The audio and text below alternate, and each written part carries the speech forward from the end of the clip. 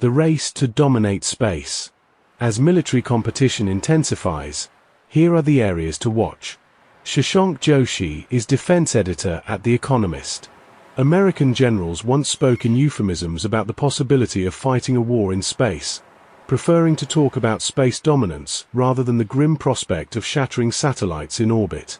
Now they speak openly about the need to launch weapons from within and towards space in any future conflict with Russia or China. In 2026, there are 5 areas to watch that could shape the direction of this intensifying competition. One is President Donald Trump's plan to build a Golden Dome missile defense shield to protect America. Much of that project is a rebranding of older, more prosaic efforts to detect, track and intercept drones, cruise missiles and ballistic missiles directed at America. But in 2026, Mr. Trump's vision may come into sharper focus. Will he order the construction of new interceptors to complement those currently stationed in Alaska and California? Will he push ahead with plans for space-based lasers? Either would be hugely expensive. Mr. Trump's budget request for the 2026 fiscal year involves a 40% boost for the U.S. Space Force, a service he created in his first term. That might require cuts in other areas. A second area is the progress made by Elon Musk, the owner of SpaceX, and a former close aide to Mr. Trump. Mr. Musk has said that his Starship launch vehicle, the most powerful ever built, will be sent to Mars for the first time in 2026, albeit without crew. That is looking unlikely. But Starship's success could have major implications both for America's civilian space program and its military ambitions, given the vehicle's enormous cargo capacity. If a war in space were to result in the destruction of satellites, America would be in a far better position to replenish its losses if Starship were working reliably. But strained relations between Mr. Musk and Mr. Trump might complicate matters.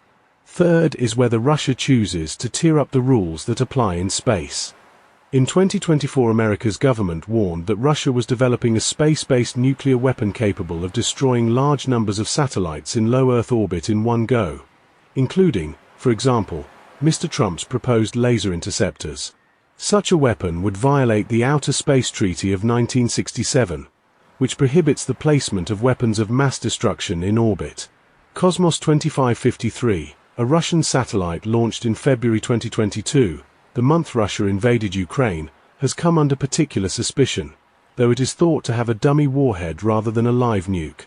Western intelligence will be watching to see whether Russia continues to test this system. A fourth trend is more countries embracing offensive space operations. In 2025, Britain said for the first time that it would build counter-space capabilities, a term that encompasses kinetic and electronic means of attacking or disrupting satellites. France recently conducted a Rendezvous and Proximity Operation, or RPO, with America against an unspecified but suspected Russian satellite, a maneuver that could be used offensively in a conflict. America and China have also maneuvered close to one another's satellites. Expect more of this kind of orbital shadowboxing as armed forces contemplate conflict in space. Finally, new technologies and companies are likely to pierce the fog of war in space, as on Earth. Space surveillance, observing objects, and their movements, in space, can be expensive, requiring powerful radars.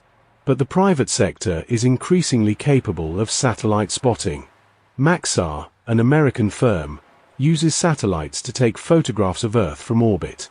It now also trains its cameras upwards against other satellites, producing remarkably clear pictures of Chinese and other craft that would once have been the preserve of spy agencies. Slingshot Aerospace, another company, operates a network of 150 telescopes that track satellites.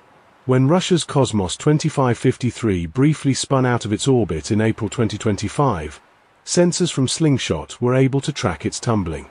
Military competition in space is growing more intense with every year, but it is, at least, also becoming a little more transparent.